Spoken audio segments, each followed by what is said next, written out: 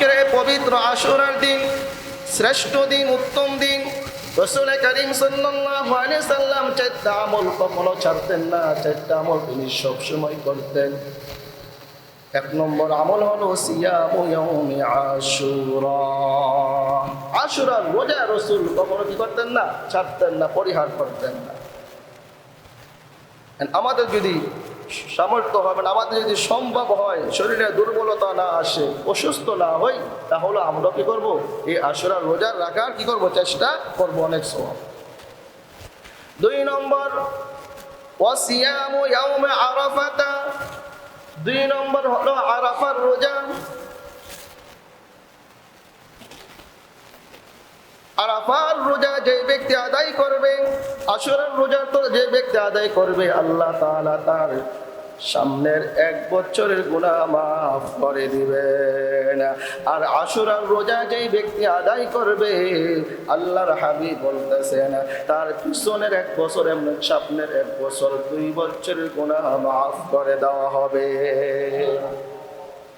1 নম্বর আমল আশুরার রোজা আল্লাহ রাসূল সবসময় কি করতেন? রাখতেন। 2 নম্বর আরাফার রোজা, এটা রাসূল সবসময় রাখতেন। 3 নম্বর হলো প্রতি মাসে 3 দিন 13, 14, 15, 13, 14, 15, যেটাকে আইয়ামে বীজ বা বীজের রোজা বলা হয়ে থাকে, এই রোজাও রাসূল রাখতেন। বলতেছেন এই রোজা প্রত্যেকটা আমলের বদলা আল্লাহ তাআলা 10টি করে নেকি দিয়ে থাকেন। এই হিসাবে যারা প্রত্যেক মাসে 3টা রোজা রাখবে, আল্লাহ তাআলা তাকে পরিপূর্ণ 1 বছর রোজা রাখার সওয়াব দান করবে। 4র্থ নম্বর হলো ফজরের নামাজের সুন্নাত। ফজরের নামাজের 2 রাকাত সুন্নাত আছে। ফজরের পূর্বে 2 রাকাত সুন্নাত। এই সুন্নাত রাসূল কখনো পরিহার করেন নাই, কখনো ছাড়েন নাই। এই সুন্নতের অনেক গুরুত্ব রয়েছে, অনেক ফজিলত রয়েছে। এই জন্য এই সুন্নতকে আমরা পরিহার করব না। এখন কথার কথা, এমন মুহূর্তে আসলেন, এমন সময় আসলেন যখন দেখতেছেন যদি আমি সুন্নত আদায় করতে যাই তাহলে ইমাম সাহেব সালাম ফিরিয়ে ফেলবে। ওই মুহূর্তে আপনার জন্য কর্তব্য হলো আপনি আগে ফরজে শরীক হয়ে যান। আর আপনার যদি এতটুকু ইয়াকিন থাকে, বিশ্বাস থাকে, না না আমি সুন্নত আদায় করেও ইমাম সাহেবকে নামাজে পাবো, তাহলে আগে সুন্নত আদায় করেন, তারপরে ফরজে শরীক হন। আর যদি এতটুকু বিশ্বাস না থাকে যে না সুন্নত আদায় করতে গেলে আমার ফরজ ছুটে যাবে, এবার ফরজ নামাজে শরীক হয়ে যান এবং পরবর্তীতে যখন সূর্য উদিত হবে তখন আপনি সুন্নতটা আদায় করে নেন। অনেকে আছে ফরজ নামাজের পরেই সে সুন্নত শুরু করে।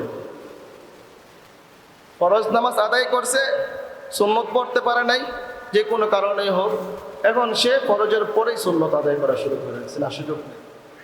ফজর নামাজের পরে সূর্য উদিত হওয়ার আগ পর্যন্ত কোনো নামাজ নাই। এটা ভালো করে শুনে রাখুন। অনেক ধার্মিক লোকেরও দেখা যায়, অনেক যারা 5 ওয়াক্ত নামাজ পড়ে রেগুলার যারা নামাজে আসে, এরকম লোক অনেক সময় দেখা যায় আয়েশা বাস দাঁড়ায় গেছে, নামাজ শেষ, ফজরের পরে নামাজ দাঁড়ায় গেছে। আবার এরকম লোকও আছে যারা ফজরের আগেই ফজরের সুন্নত ব্যতীত অন্যান্য নামাজ, অন্যান্য নফল নামাজ পড়ে, ওইটাও অনেক, এটাও পড়া যাবে।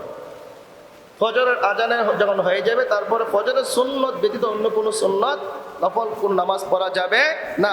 ঠিক তদরূপভাবে ফরজ নামাজ যখন আদায় হয়ে যাবে, সূর্য উদিত হওয়ার আগ পর্যন্ত কোনো সুন্নত অন্য কোনো নামাজ নাই, পড়লে পরে পড়ে। এই 4টা জিনিস রাসূল করিম সাল্লাল্লাহু আলাইহি সাল্লাম খুব গুরুত্ব সহকারে কি করতেন? আদায় করতেন।